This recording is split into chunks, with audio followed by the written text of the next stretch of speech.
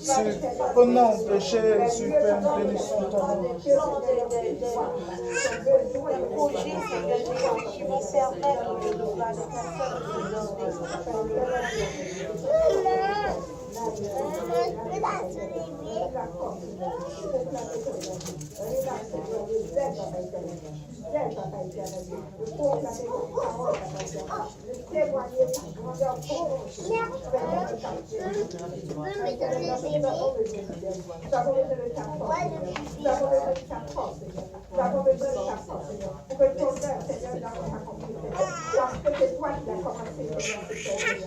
Seigneur, tu as commencé, Seigneur, cette terre, Seigneur, et tu la continueras, Seigneur, dans le nom de Jésus. Papa, merci, Seigneur, pour tout ce que tu vas faire, Papa. Merci, Seigneur, alléluia, Jésus. Merci, Seigneur, Dieu puissant. Tu es bon, tu es juste, Seigneur. Tu es fidèle, Au nom de Jésus, nous avons prié au nom de Jésus. Au nom de Jésus. Au nom de Jésus. Amen. Nous nous asseyons dans la présence du Seigneur. Si on peut prendre nos Bibles dans Exode chapitre 1, à partir du verset 6.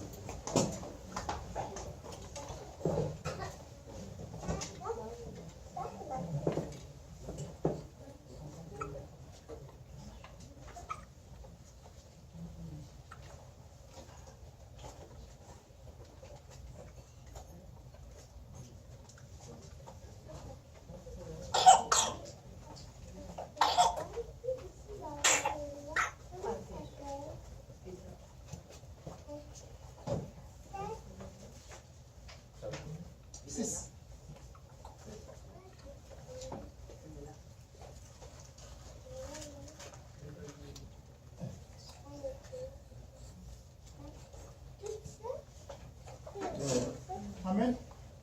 La Bible dit dans 1 Timothée au chapitre 1, le verset 14. Non, vous n'êtes pas obligé de le chercher, vous pouvez juste le noter. La Bible dit que tous ceux qui veulent vivre pieusement pour le Seigneur Jésus-Christ seront persécutés.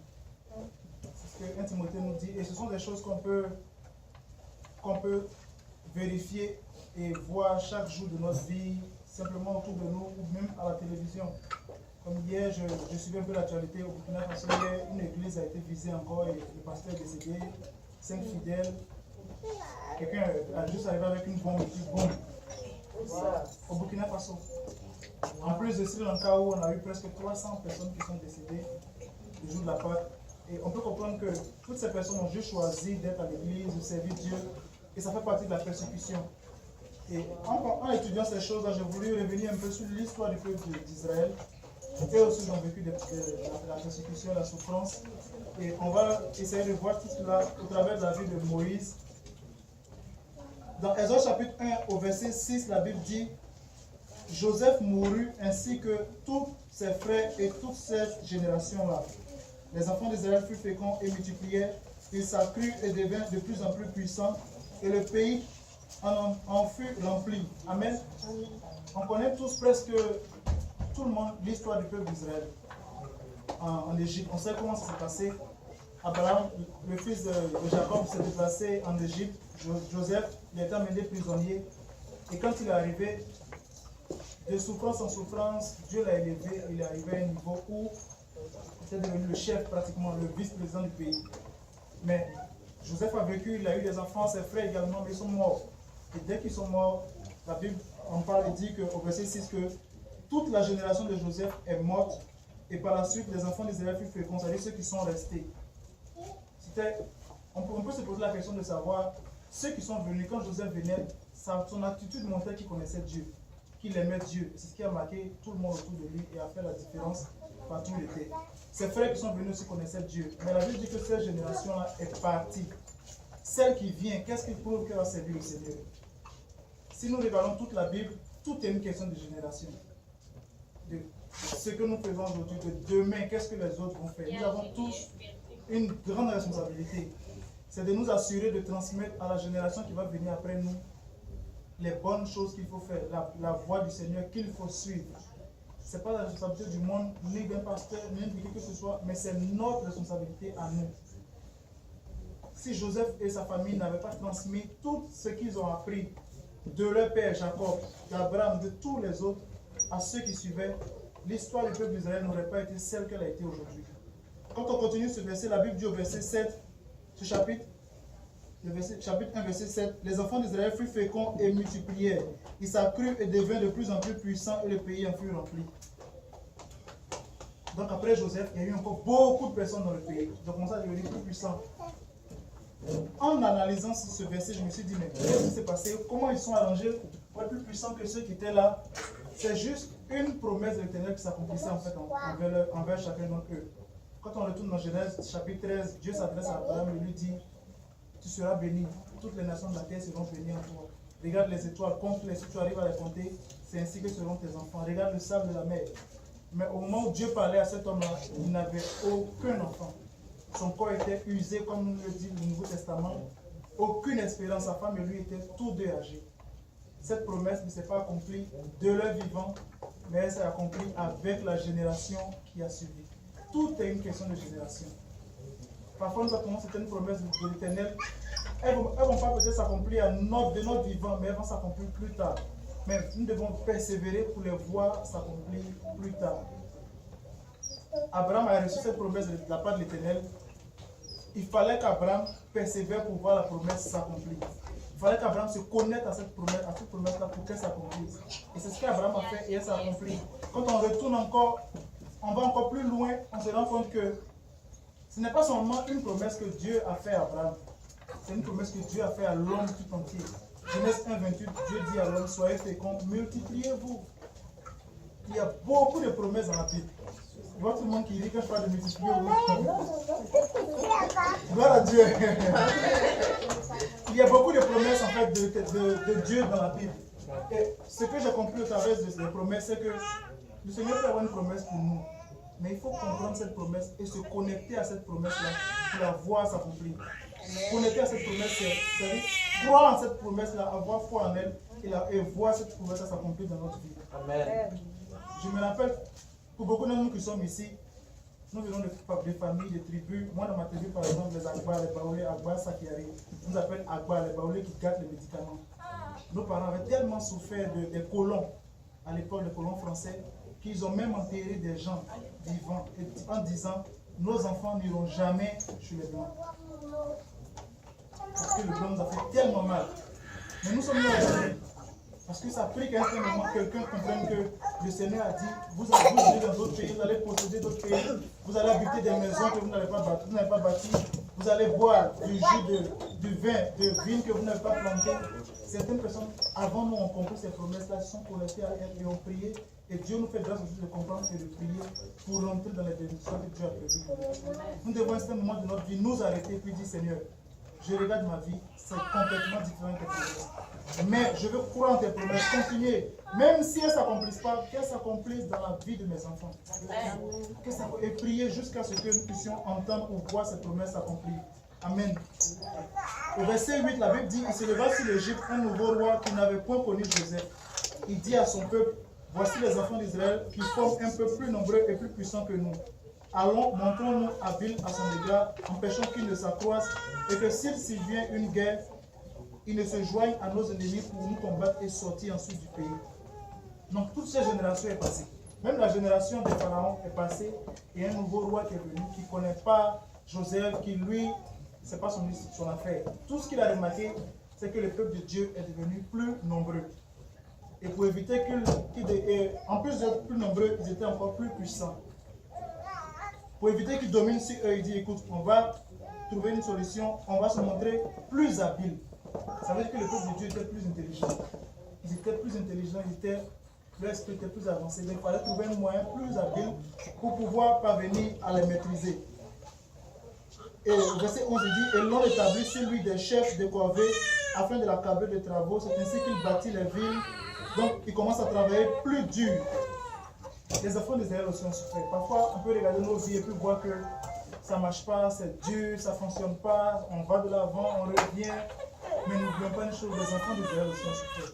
Et rappelons-nous toujours ce que Paul dit à Timothée, tous ceux qui veulent vivre pieusement pour le Seigneur seront persécutés. Si on regarde les enfants d'Israël, c'était quoi leur crime? juste de faire des enfants. C'était juste le péché. Parce qu'ils ont fait des enfants. Donc il fallait juste qu'on les punisse pour ça. Mais en faisant des enfants, ils étaient en train d'obéir à Dieu. Parce que comme on a lu dans Genèse 1:28, Dieu leur a demandé d'être féconds. Donc en obéissant à Dieu, ils étaient punis. Si tu veux réellement suivre le Seigneur, obéir au Seigneur, attends-toi à être persécuté. Ça fait partie de la marche. Quand Paul parle à Timothée, il lui explique, il lui dit, Timothée, rappelle-toi tout ce que j'ai vécu, comment on m'a battu, comment on m'a fait ceci, comment on m'a fait cela, à cause du nom de Jésus. Mais la chose à faire quand nous sommes persécutés, c'est de persévérer. C'est de persévérer, persévérer. Parce que si nous relâchons et que nous abandonnons, le seul qui sera heureux, c'est le diable. C'est le seul qui sera heureux. Et il ne va pas s'arrêter en fait. Même si nous arrêtons de servir le Seigneur, lui ne va pas s'arrêter. Il va continuer quand même de nous persécuter. Au verset 12, la Bible dit, mais plus on l'accablait, plus il se multipliait et s'accroissait. Plus on l'accablait, plus il multipliait et s'accroissait. Donc plus on lui faisait du mal, plus il devenait puissant. Plus on lui faisait du mal, plus il s'accroissait et il se multipliait. Vous savez, quand on s'est marié, les gens nous disaient, 10 mois après le mariage, on a eu un premier bébé, tout le monde a commencé à dire, ah, vous avez déjà eu, vous êtes presque vivre vie de jeunes mariés, tout ça. Mais ça allait tellement vite que, bon, 4 ans après, on a eu 4 enfants. Donc, plus les gens vont parler, plus on va faire des enfants. C'est comme quand on arrive à Saint-Laurent à l'église, nous sommes, les gens disent, ah, on fait trop d'enfants dans cette église, mais plus on parle, plus les femmes accouchent. Parce que c'est une bénédiction. Et les femmes stériles qui accouchent. Et les femmes stériles qui accouchent dans l'église. C'est une bénédiction. Amen. Dieu bénit. Et le pasteur dit toujours, l'église va se remplir de deux manières. Soit de l'intérieur, c'est-à-dire par l'évangélisation, et à l'extérieur, par les âmes qu'on gagne. Parce que nos enfants que nous avons là, c'est des serviteurs de Dieu, c'est des évangélistes, des pasteurs. Parce qu'ils sont là aujourd'hui, demain ils vont se tenir là encore et faire ce que nous sommes en train de faire aujourd'hui. On ne va pas attendre que quelqu'un vienne de l'extérieur le faire. Eux, ils vont le faire d'abord et les autres vont suivre. La Bible dit que plus on les accablait, plus ils multipliaient. Vous savez, plus le diable nous persécute, c'est une occasion que nous avons de devenir puissants. Plus le diable nous persécute, nous poursuit, nous accule, nous tend des pièges, c'est une occasion de devenir puissant. Comment? Par la prière. Parce que plus le diable me fait tomber ici, quand je me lève, je monte, je vais prier. Et ma prière n'est pas vaine. Alors que je prie, je m'exerce et je commence à avoir des muscles pour combattre. Et je deviens plus puissant. Ne rejetons pas systématiquement l'épreuve dès qu'elle arrive. Dieu permet l'épreuve pour qu'on puisse aller à genoux prier. Pour que notre vie de prière puisse prendre une autre dimension. Pour qu'on soit en train de prier sans cesse. Et la Bible dit, plus on les accablait, plus ils augmentaient. Plus ils devenaient puissants. Et pour finir, comme Égypte ne pouvait rien contre eux, la Bible dit qu'il est pris en aversion. Ça veut dire qu'ils ont commencé à les détester de plus en plus. C'est seulement ça que le diable peut faire. Mais ce que Dieu peut faire dans nos épreuves, parfois on attend que Dieu agisse à la fin de l'épreuve, mais il agit plus dans l'épreuve. Si on a les yeux fixés sur lui, on va le voir plus agir dans l'épreuve. Parce qu'avant même qu'on voit la chose matérielle se produire, spirituellement, il nous a amené à un autre niveau. Ou quand d'autres épreuves vont se présenter, on va juste lever la main, adorer, et le monde va penser qu'on est fou, mais nous sommes en train de servir le Seigneur. Amen. Au verset 13, la Bible dit, alors les Égyptiens réduisirent les enfants d'Israël à une dure servitude. Il leur rendit la vie amère par de rudes travaux en argile et en briques, et par tous les ouvrages des champs, et c'était avec cruauté qu'il leur imposait toutes ces charges. Quand on lit ces passages, on peut se demander où était Dieu, alors que son peuple était en train de vivre toutes ces choses. Et ils l'ont vécu pendant 400 ans, 4 siècles. Presque 7-8 générations. Des gens qui grandissent, qui meurent. Et ils ont vécu cette même souffrance. Ils se demandaient seulement où est Dieu, où est Dieu, où est Dieu. Parfois, quand nous arrivons à cette étape, nous nous posons la question, où est Dieu? Où est Dieu? Mais Dieu est là. Il suffit juste de lever la tête et de voir même le soleil qui brille, Dieu est là. L'air que nous respirons, Dieu est là. Parce qu'il y a des gens qui sont couchés 6 pieds sous terre, qui n'ont même pas la possibilité de dire où est Dieu. C'est fini. Mais tant que nous avons le souffle de vie, continuons de croire en ce que Dieu nous a donné. Continuons de persévérer et d'attendre avec assurance ce que le Seigneur peut faire. Quand je regarde le peuple d'Israël, je pense à nous autres qui sommes aujourd'hui en exil. Pour comprendre mieux, c'est de regarder un peu nos vies. Aujourd'hui, tout d'un coup, nos frères autochtones décident que, écoute, vous êtes trop nombreux, vous êtes trop d'enfants, vous allez demain nous dominer. Donc vous allez commencer, au lieu d'aller travailler à l'hôpital, vous allez travailler ici, vous allez commencer à construire des maisons, on ne va pas vous payer. C'est un peu ça qu'ils vivent.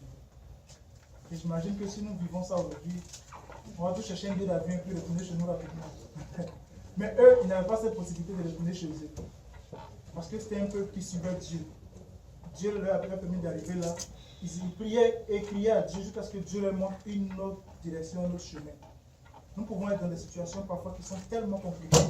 Ne cherchons pas le chemin par nous-mêmes. Crions au Seigneur jusqu'à ce qu'il nous montre une direction claire que nous allons pouvoir suivre. Dans le verset 15, la Bible dit, le roi d'Égypte parla ainsi aux sages-femmes des Hébreux, nommées l'une Shifra et l'autre Puya. Il leur dit, quand vous accoucherez les femmes des Hébreux et que vous les verrez sur les sièges, si c'est un garçon, faites-le mourir. Si c'est une fille, laissez-la vivre. Tellement, ils ont tout essayé, ça ne marchait pas. Et il a dit, écoute, on va maintenant tuer tous les garçons. Pas les filles, mais les garçons. Imaginez une maman qui est en train d'accoucher et la sage-femme arrive dans l'hôpital. Beaucoup de mamans accouchées ici, elle arrive et elle prend le bébé, elle regarde le ciel, c'est un garçon. Au moment où on arrive, elle part avec le bébé et elle tue le bébé. Imaginez la douleur. Imaginez les mères qui ont souffert parce que ça s'est fait vraiment. Imaginez les mères qui ont souffert. Qui ont souffert pour que, juste à cause du nom du Seigneur, à cause du fait qu'ils voulaient obéir au Seigneur. Il y a toujours des gens qui payent le prix. Parfois nous refusons d'être ceux qui vont payer le prix, mais nous devons payer le prix. Quelqu'un a payé le prix pour que nous soyons là. Le Seigneur a payé le prix pour que nous ayons la vie. Nous avons payé le prix pour que quelqu'un soit sauvé. Les premières personnes pour qui nous avons payé le prix, ça va être nos enfants. Nous allons payer le prix pour eux, pour que eux ils puissent témérer la maison du Seigneur et vivre pour le Seigneur toute leur vie. Soyons prêts à payer ce prix. Pourquoi le pharaon décide de tuer seulement les garçons? Comme je l'ai dit au début, tout est une question de génération. Le pharaon savait que si les garçons restaient, ils allaient se marier. Même si le garçon va se marier à une femme égyptienne, il va lui inculquer, ils vont faire des enfants qui vont toujours suivre la loi du Seigneur. Mais il sait que si une fille va se marier avec un homme égyptien, s'il reste seulement les filles, tôt ou tard elles vont se marier. Et elles vont se marier avec les Égyptiens. Elles vont vivre chez les Égyptiens. Elles vont perdre. C'est comme on le voit chez nous. Quand tu te maries avec un homme, tu perds le nom de ton père. Tu vas porter son nom. C'est la même chose. Pharaon savait que c'était l'un des moyens qu'il pouvait utiliser pour détruire toute la génération. Pour qu'il y ait seulement des filles et qu'on ne parle plus du peuple d'Israël et du Dieu d'Israël. Le diable combat les générations futures. Il combat comme il peut par toutes sortes de moyens. Parce qu'il sait la puissance qu'il y a dans une génération qui connaît Christ dès le début de sa vie. Il connaît la puissance qu'il y a. Il sait ce que ses enfants vont faire demain, ce qu'ils vont dire demain. Parce que ses enfants entendent chaque jour la parole du Seigneur. Parfois on pense qu'ils dorment, sont distraits, mais ils gardent tout ce qu'ils entendent. Ils le gardent. Et un jour, ces choses vont ressortir et ils vont servir le Seigneur avec. Le verset 17 dit, les sages-femmes craignirent Dieu et ne firent point ce que leur avait dit le roi d'Égypte. Elles laissèrent vivre les enfants. 18, le roi d'Égypte appela les sages-femmes et leur dit, pourquoi avez-vous agi ainsi et avez-vous laissé vivre les enfants? Les sages-femmes répondirent à Pharaon, c'est que les femmes des Hébreux ne sont pas comme les Égyptiennes. Elles sont vigoureuses. Elles accouchent avant l'arrivée de la sage-femme. Amen. C'est comme ça que sont nos mamans aussi. Amen. C'est pour ça que Dieu leur demande d'avoir beaucoup d'enfants.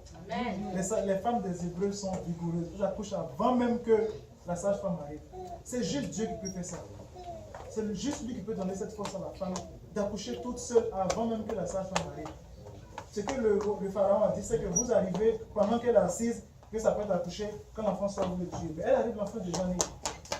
Et Dieu a donné à ces sages-femmes-là un cœur de compassion qui faisait qu'elle ne pouvait pas faire ce que Pharaon lui avait dit. C'est vrai qu'elle craignait Pharaon, elle pouvait mourir, mais elle avait choisi d'obéir, de suivre le Dieu d'Israël, même si elle ne le connaissait pas. Et Dieu les a récompensés pour cela. Dieu fit du bien, verset 20, Dieu fit du bien aux sages-femmes et le peuple multiplia et devint très nombreux. En fait, si Satan et tous ceux qui nous persécutent se rendaient compte que en nous persécutant ou en nous faisant du mal, ils nous aidaient à grandir, plus ils allaient juste arrêter. Parce que plus tu fais du mal à un enfant de Dieu, plus tu entends de l'aider à grandir. Tu entends de l'aider à grandir parce que chacune des épreuves que je vais vivre va être comme un escalier sur lequel je vais grimper au fur et à mesure des marches. Et un jour, je vais me retrouver à une certaine hauteur. Pour quand le diable fait ces choses, je le regarde de bas, je dis, j'ai déjà vu ce que tu as commencé à faire, reste tranquille. Mais le diable le sait, mais il continue toujours. Mais nous devons être conscients que le diable ne lâche jamais. Et persévérer dans nos situations jusqu'à ce que nous voyons la lumière du Seigneur, lui, dans nos vies. Amen. Le verset 21, la Bible dit, parce que les sages-femmes avaient eu la crainte de Dieu, Dieu fit prospérer leur maison. Des païennes qui avaient eu la crainte de Dieu, Dieu fit prospérer leur maison. Amen. Alors Pharaon donna cet ordre à tout ce peuple. Vous jeterez dans le fleuve tout garçon qui naîtra et vous laisserez vivre toutes les filles. Donc comme les sages-femmes refusent de mettre à mort les enfants, il a dit, bon, quand vous allez passer à côté du fleuve Saint-Laurent qui est plein, là, vous voyez un enfant, un garçon, vous entendez le bruit, vous regardez, vous le prenez, vous le jetez dans le fleuve. Le diable est cruel. Il est vraiment cruel. Imaginez un bébé qu'on jette dans le fleuve juste parce qu'il est né dans une famille chrétienne. Parce qu'il est né dans la famille de Dieu. C'est juste son crime. C'est juste son crime. Le diable est cruel et nous ne devons jamais négocier avec lui. Nous ne devons jamais négocier avec lui. Le mercredi dernier, le pasteur Serge a enseigné intervention divine, j'insiste, allez-y regarder intervention divine.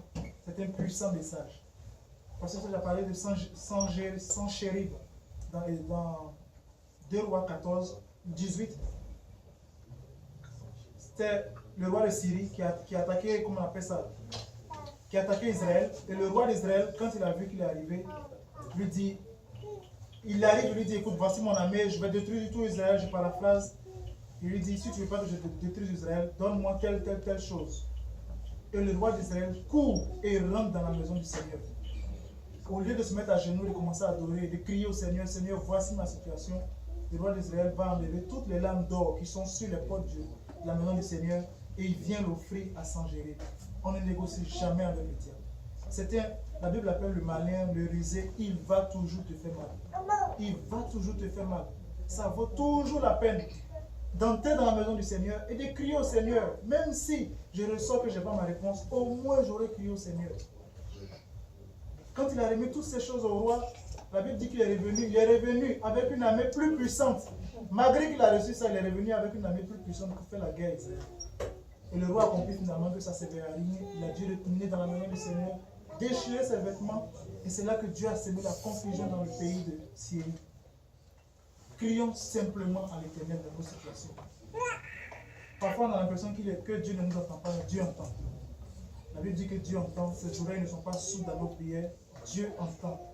Crions simplement à lui et attendons, comme la Bible dit, en silence le secours de l'Éternel. David pouvait dire, pourquoi t'as-tu mon âme? Espère simplement l'Éternel. Il n'a pas dit à un moment de sa vie où il était en train de manger, de festoyer. Il était à un moment de sa vie où il était dans des grottes. Alors qu'on lui avait dit, tu vas être roi d'Israël, il s'est caché de grotte en grotte. Il allait même dormir chez ses ennemis. Mais son âme était à un moment de sa vie en train de dire, mais c'est quoi cette histoire-là? Je fais tout ça et puis c'est ça qui m'arrive. C'est un peu ça que David disait. Mais il pouvait se dire à lui-même, espère en l'Éternel, parce qu'il est mon salut. Amen. Au chapitre 2, la Bible dit, un homme de la maison de Lévi avait pris pour femme une fille de Lévi. Cette femme devait enceinte. Nous, on aime les femmes enceintes. Amen. Amen. Parce que, amen. Gloire à Dieu.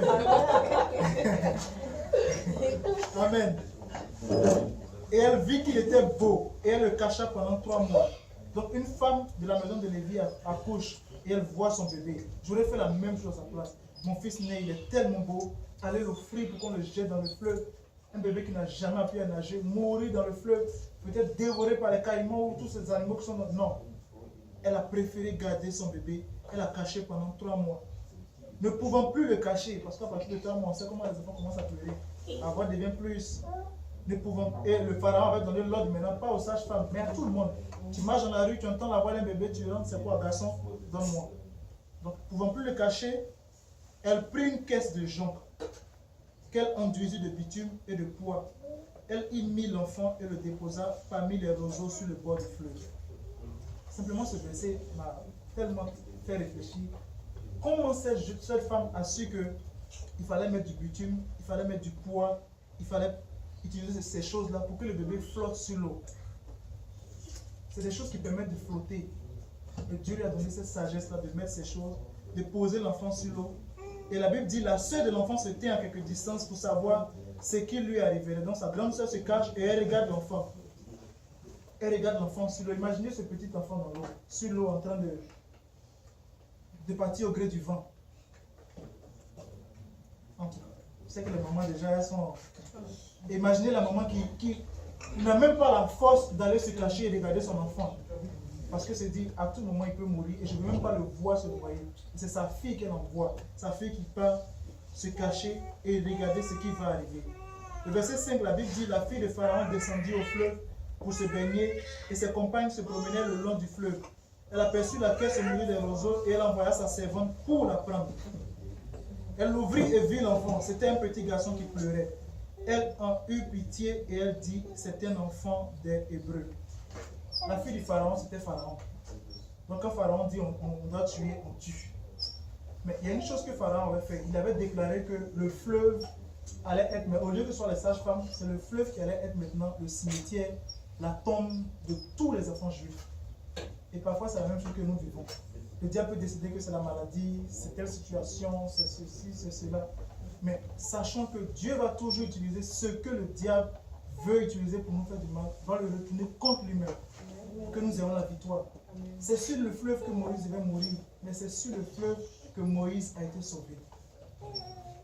Quand Naaman a dressé le poteau pour prendre Madoché, c'est là qu'il s'est retrouvé lui-même. Quand les gens ont crucifié Jésus, les sacrificateurs et tout leur groupe se sont dit, oh c'était fini. Ils ont même envoyé des gardes garder le tombeau. Parce que ce gars-là, il a dit que s'il meurt, qu'il ressuscite, il va revenir 3 jours après, en tout cas garder le tombeau. Mais c'était peine perdue. Parce que notre Seigneur est plus fort que toutes ces choses. Je ne sais pas dans quelle situation nous nous trouvons tous, mais regardons à cette situation et prions pour que Dieu se glorifie. Si c'est la maladie qui est en train de te clouer, parle au Seigneur. Seigneur, pour nos enfants, si c'est la maladie, Seigneur, cet enfant qui est dans cette maladie va être médecin, il va servir dans la santé pour que le diable sache que ce qu'il voulait utiliser pour le tuer va être le remède par lequel il va sauver d'autres personnes. Renversons ces choses-là parce que c'est comme ça que Dieu se glorifie. Le pharaon voulait tuer Moïse sur l'eau, mais c'est sa propre fille qui vient et qui sauve Moïse des eaux. Le verset 7, la Bible dit, alors la sœur de l'enfant dit à la fille de Pharaon, veux-tu que j'aille te chercher une nourrice parmi les femmes des Hébreux pour allaiter l'enfant? Va, lui répondit la fille de Pharaon, et la jeune fille alla chercher la mère de l'enfant. C'est vraiment notre Dieu extraordinaire. Il confond toujours l'ennemi. Il confond toujours l'ennemi. Ce que nous pouvons voir dès le début comme la situation la plus chaotique. La mère s'était dit seulement, mon enfant va se retrouver sur l'eau. Une vague, une pirogue simplement qui passe. Comme j'écoute actuellement avec l'inondation, on interdit à tous ceux qui ont des bateaux de circuler sur l'eau. Parce qu'une petite vague seulement, ça va faire monter l'eau encore de plus. Donc imaginez quelqu'un qui passe avec une pirogue, ça peut simplement retourner le petit panier et l'enfant se trouve dans l'eau. Mais Dieu avait un plan pour Moïse avant même sa naissance. Sa mère pour se demander, mais pourquoi l'enfant doit naître dans cette situation? Pourquoi je suis tombée enceinte dans cette période-là? Pourquoi? Parce que Dieu avait un plan. N'oublions jamais que Dieu a un plan. Ça ne ressemble pas à ce que nous attendons, à ce que nous désirons. Ou bien ça ne ressemble pas à ce que nous voyons dans la vie de celui qui ne sait pas Dieu. Mais c'est le plan de Dieu. Ça peut être douloureux, ça peut faire mal, mais c'est le plan de Dieu. Parfois, si nous ne faisons pas attention, ce plan-là nous éloigne de la présence de Dieu. Et c'est ça que le diable cherche. Nous éloigner de la présence de Dieu, alors que nous sommes dans le plan de Dieu. Restons dans le plan de Dieu. Restons dans la présence du Seigneur. Que nous ayons eu ou non, restons dans sa présence. Au moins, nous allons sauver notre âme. Mais restons dans sa présence. La jeune fille propose à la femme, à la fille de Pharaon, d'aller chercher une nourrice. Parce que l'enfant avait 3 mois. Il avait besoin encore de manger, d'avoir une maman. Et elle, même si elle était une mère, elle ne pouvait pas apporter à manger à cet enfant. Mais ça prenait une maman juive pour s'occuper de cet enfant. Et la Bible dit qu'elle part chercher ça. La fille de Pharaon lui dit, emporte cet enfant et allaite-le-moi. Et elle dit ça à la mère, je te donnerai ton salaire. Hey, Dieu va nous étonner. Je suis sûr que Dieu va nous étonner par des choses qu'il prépare pour nous. Il va nous étonner. Il va nous restaurer. Il va restaurer la santé, nos foyers, restaurer nos maisons. Nos rétrogrades vont revenir au nom de Jésus. Le Seigneur va nous restaurer au-delà de notre entendement. La maman, quand elle posait l'enfant sur l'eau, elle n'a jamais pensé qu'on allait la payer un jour pour donner à téter à son enfant. Jamais. En tout cas, notre Dieu est fidèle. Je dois encourager quelqu'un à tenir ferme, à continuer dans la marche avec le Seigneur. Parfois, quand on entend ces choses, on se dit, oh, il parle juste parce qu'il faut parler. Mais je parle parce que je sais ce que c'est. Je sais ce que c'est. Je sais ce que c'est. Amen. Alléluia. Le verset 9. 10. Quand il eut grandi, elle amena la fille de Pharaon et il fut pour elle comme un fils et elle lui donna le nom de Moïse. Car dit-elle, je l'ai retiré des eaux. J'imagine Pharaon. Pharaon, Moïse chez lui. Je me demande, est-ce qu'il a vu un jour? Est-ce qu'il n'a pas vu? Mais s'il a vu, tu fais quoi ici? Mais papa, je l'aime. Papa, je l'aime, c'est moi. Écoutez, si Maïa me dit, papa, j'aime telle chose, je veux. Elle va lutter. Ok, c'est pas grave, tu ma fille, prends. C'est la même chose. Elle a gardé l'enfant.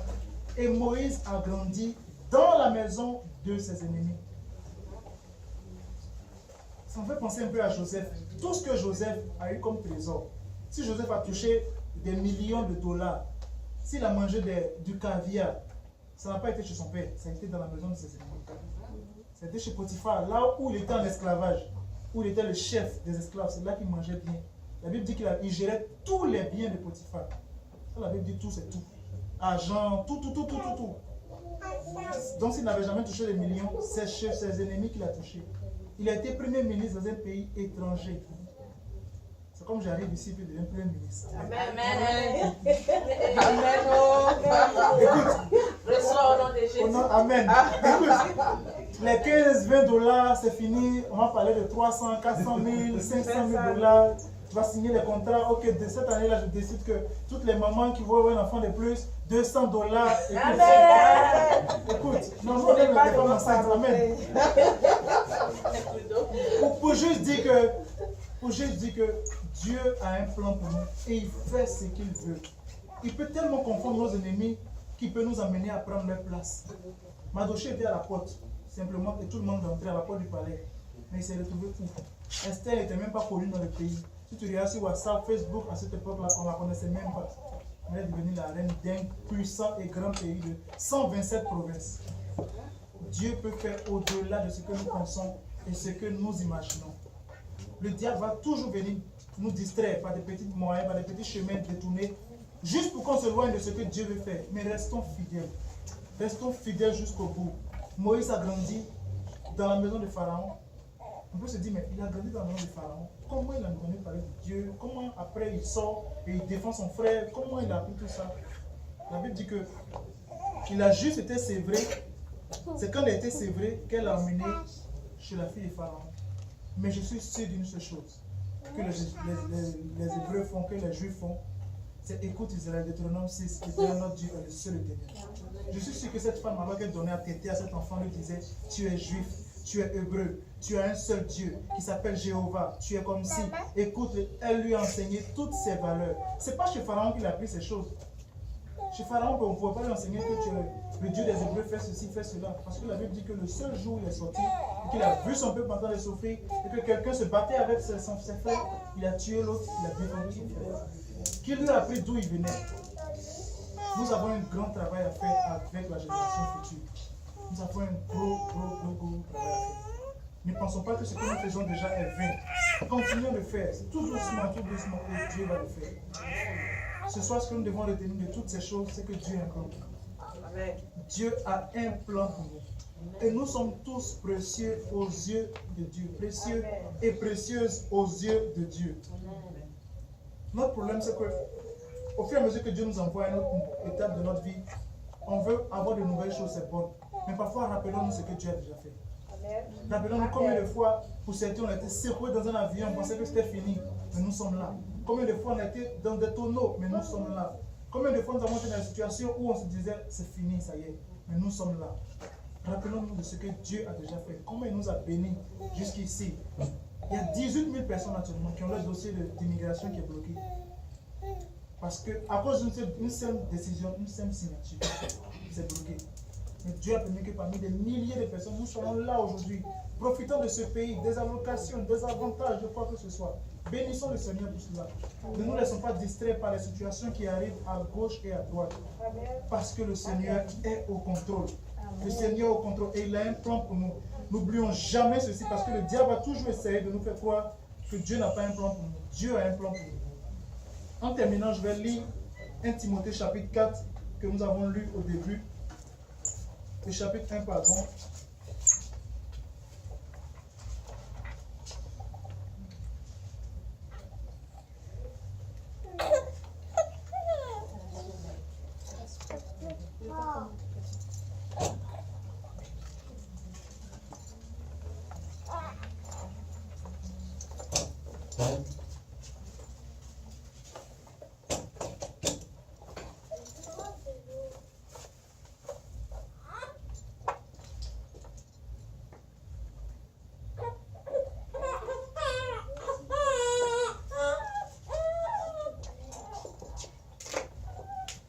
Amen.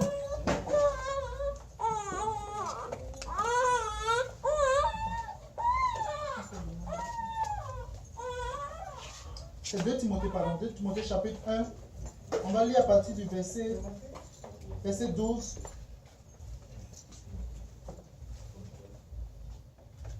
Chapitre 1, verset 12. Si on peut se lever ensemble, tous ensemble, et après on va prier ensemble.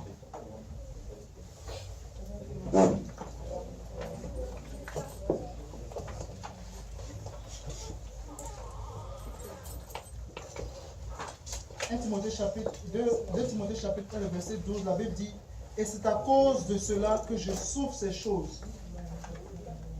D'abord le verset 11, la Bible dit: c'est pour cet évangile que j'ai été établi prédicateur et apôtre chargé d'instruire les païens. Et c'est à cause de cela que je souffre ces choses. Mais j'en ai point honte, car je sais en qui j'ai cru. Et je suis persuadé qu'il a la puissance de garder mon dépôt jusqu'à ce jour. Retiens dans la foi et dans la charité ce qui est en Jésus-Christ, le modèle des saintes paroles que tu as reçues de moi. Garde le bon dépôt par le Saint-Esprit qui habite en nous. Ce que nous avons à faire dans ces temps difficiles pour toute personne, c'est de garder le bon dépôt. Garder le bon dépôt. Garder l'espérance en Christ que nous avons reçue. Garder la foi que nous avons reçue. Parce que le diable va toujours chercher à la voler. Chacun de nous passe sûrement par les choses. Nous avons des requêtes, des prières que nous faisons au Seigneur. Que nous attendons. Nous avons des choses qui troublent notre pensée, comme dit la chanson. Mais confions chacune de ces choses au Seigneur. Confions chacune de ces choses au Seigneur. Et crions à lui afin que le Seigneur bouge dans nos vies. Si nous pouvons ensemble élever la voix et prier les uns pour les autres, prier pour nous individuellement, pour nos familles. Prions que le Seigneur nous fortifie et nous donne la force de tenir jusqu'à ce qu'il revienne. Élevons la voix, prions ensemble. Papa, nous prions ce soir, Jésus, pour que tu reconduises chacune de nos vies. Papa, nous savons que tu es un plan pour nous, pour chacun de nous. Merci Seigneur pour ta grâce. Il travaille sur nous là. Il fait nous, papa, de recommander nos filles. Mon Dieu, de gloire, nos familles, nos enfants dans le feu éternel. Prions que Dieu de gloire, tu nous aides à traverser les situations, Seigneur. Merci pour ton enseignement, Jésus. Papa Seigneur, Prions que tu nous devons retenir, Seigneur. Papa, oh papa, à utiliser, papa, les obstacles. Comme au Dieu de gloire, un moyen pour avancer, pour monter, Seigneur. Oh Papa, aide-nous à grandir, Seigneur, au travers, Seigneur, de nos problèmes, Seigneur. Oh Jésus, tout ce que l'ennemi a semé, Papa, que cela soit, Dieu de gloire, la source de bénédiction pour nous, Seigneur. La source de joie, Papa, que ça soit la source, Dieu de gloire. Oh Dieu de gloire, de joie, de bonheur, Seigneur. Alléluia. Ton plan s'accomplira, Seigneur, dans ma vie. Merci, Seigneur. Nous t'aimons, Papa. Tu as toujours des paroles pour nous, Seigneur. Tu as toujours des paroles pour nous apaiser, Papa. Tu es la seule place où Dieu de gloire. Nous sommes en paix, nous sommes en joie, Seigneur. Nous t'aimons, Papa. Alléluia. Oh Jésus. Seigneur étranger. Alléluia, Papa. Merci, Dieu de gloire. Tu es fidèle, Papa. Tu ne nous abandonnes jamais, Seigneur. Tu prends toujours soin de nous. Tu nous secours, oh Dieu de gloire. Les problèmes des oh Jésus. Tu nous délivres de la main de l'ennemi, Seigneur. Oh Jésus. Merci, Seigneur. Merci, Dieu de gloire. Alléluia. Alléluia, Seigneur. Donne-nous la force. Donne la force à Donne la force à mon frère, Seigneur. Donne la force, Seigneur, mon Dieu, du grâce, papa. Donne la force, Seigneur, Jésus. Donne la force, Seigneur, mon Dieu. Papa, Seigneur, papa, éternel, fortifie, Seigneur. Oh, Jésus, fortifie, Seigneur, mon Dieu, papa. Oh, mon Dieu, alléluia, Jésus. Alléluia, Jésus. Alléluia, Jésus. Nous voulons te bénir, Seigneur. Alléluia, Seigneur. Donne-nous ta force. Donne-nous, papa, ton esprit, Seigneur. Réconforte-nous, Seigneur. Nous voulons, papa, faire bâtir avec toi, Seigneur. Sommes, Seigneur, dans ce pays, Seigneur, étranger, Seigneur. Et nous savons qu'une chose, Seigneur, seul tes plans pour nous est la meilleure. Aide-nous, Seigneur, à rentrer dans tes plans. Aide-nous, Seigneur, à rentrer dans ton plan. Aide-nous, Seigneur, à rentrer dans ton plan. Aide-nous, Seigneur, à rentrer dans ta volonté. Aide-nous, Seigneur, à rentrer dans ta félicité, Seigneur. Aide-nous, Seigneur. Aide-nous, Seigneur. Papa, Seigneur, rencontre ma soeur Dieu, les chefs de rencontre ma soeur Dieu, les chefs de Papa, Seigneur, ma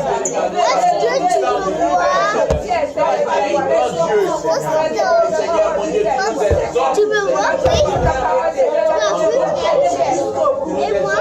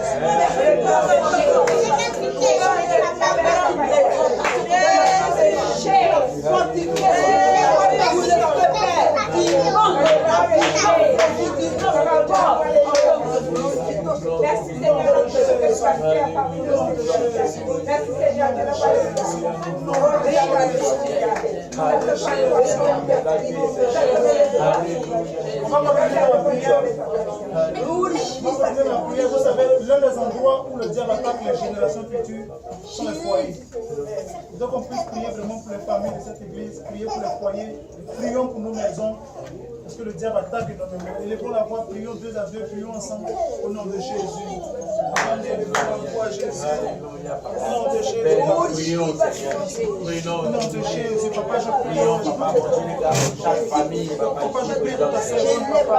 Je prie que tu restaures, au nom de Jésus. Papa, tu pries la soutiens sa maison, soutiens son foyer au nom de Jésus.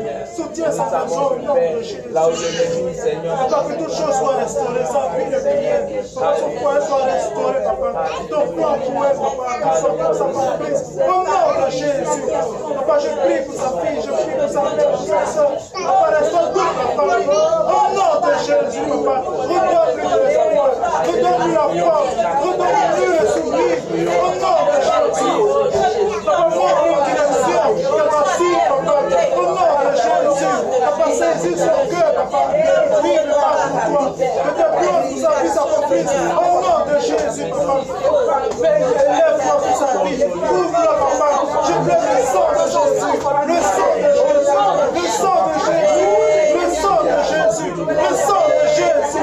Le sang de Jésus. Le sang de Jésus. Papa, que toute forteresse tombe au nom de Jésus. Que les murailles tombent au nom de Jésus. Que le blocage tombe au nom de Jésus. Que l'homme de nouvelle dimension de sa vie, papa. Au nom de Jésus. Que ton puissance ouvre une fois que lui ne peut aimer. Au nom de Jésus. Élève-la, papa. Élève-la sur cette terre. Élève-la dans le ciel, papa. Élève-la au nom de Jésus. Que soit guerrière de la prière. Papa, je prie pour Aïfa. Qu'elle tienne jeune. Qu'elle marche dans tes voies, papa. Qu'elle marche dans son configuration. Mais qu'elle dorme dans son mariage. Que les choses de Dieu. Papa, qu'elle te serve de ta maison. Qu'elle puisse influencer sa génération positivement. Papa, qu'elle puisse gagner les hommes de toi.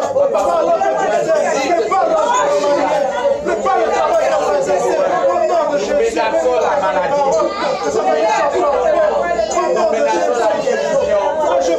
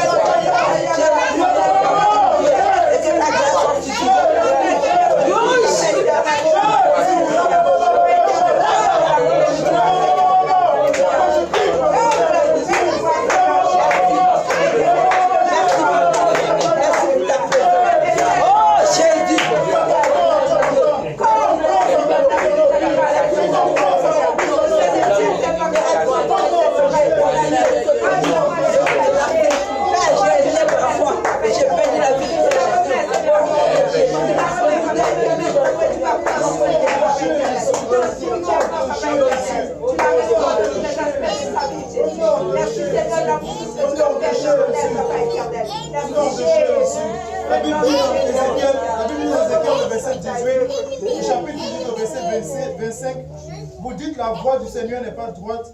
Écoutez donc, maison d'Israël, est-ce ma voix qui n'est pas droite? Ne sont plutôt pas vos voix qui ne sont pas droites? Et la Bible dit, si le juste se détourne de sa justice et commet l'iniquité et meurt pour cela, il meurt à cause de l'iniquité qu'il a commise. Si le méchant revient de sa méchanceté et pratique la droiture et la justice, il fera vivre son âme. Dieu a un plan pour nous. Mais si nous ressentons que nous sommes détournés de son plan, le Seigneur a les bras ouverts. Le Seigneur a les bras ouverts. Nous servons un Dieu d'amour, un Dieu de seconde chance. Revenons à lui les bras ouverts et implorons sa grâce et sa miséricorde pour qu'il nous fasse grâce. Vous savez, dans Actes des Apôtres au chapitre 2, quand Pierre a prêché, les personnes à qui il a parlé, c'était les personnes qui s'étaient détournées du plan de Dieu. Le plan de Dieu, c'était qu'un sauveur vienne pour eux. Et le sauveur est venu. Mais ils se sont détournés du plan de Dieu et ils ont fait ce qu'ils voulaient. Mais la Bible dit dans Actes chapitre 2, alors que Pierre leur annonce l'évangile et qu'il leur parle du plan de Dieu, du salut de Dieu pour eux, la Bible dit qu'à la suite de cela, ils eurent le cœur vivement touché. Et ils demandaient à Pierre, homme frère, que ferons-nous? Et Pierre leur répondit, repentez-vous et que chacun de vous soit baptisé au nom de Jésus-Christ pour le pardon de vos péchés. Et vous recevez le don du Saint-Esprit. Vous savez, nous devons être baptisés au nom de Jésus. Nous devons revêtir le nom de Jésus par les eaux du baptême. Nous devons passer par les eaux du baptême au nom de Jésus-Christ. Pas au nom du Père, Fils et Saint-Esprit, parce qu'il n'y a pas de nom à l'intérieur de ces trois mots, de ces trois titres que nous portons tous pratiquement. Mais nous devons revêtir le nom de Jésus par les eaux du baptême. C'est le premier moyen, le premier chemin, la première chose à faire pour une personne qui ne s'est pas encore réconciliée avec le Seigneur. C'est de passer par les eaux du baptême au nom de Jésus. Alors si tu entends ma voix et que tu n'as pas encore revêtu le nom de Jésus, tu peux le revêtir aujourd'hui. Et repartir à zéro avec le Seigneur. Et revenir dans ce plan que Dieu avait pour toi depuis la fondation du monde. Tu peux le faire aujourd'hui. Et alors que tu vas te mettre à adorer le Seigneur, nous allons prier pour toi et tu vas recevoir le don du Saint-Esprit. Que le Seigneur nous soutienne, que le Seigneur nous bénisse tous. Soutenons-nous les uns les autres en prière. Prions pour nos maisons.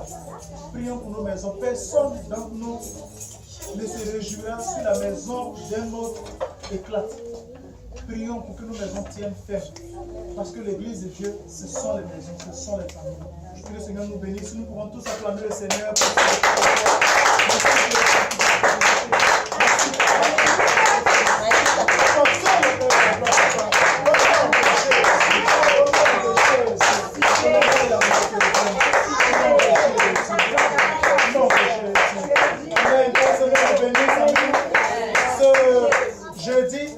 J'attends toujours la personne qui se propose, sinon je vais vous informer. On va se réunir dans une famille pour encore prier et adorer le Seigneur.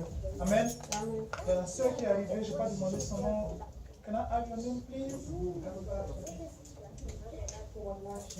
Fola Shade. Welcome. On va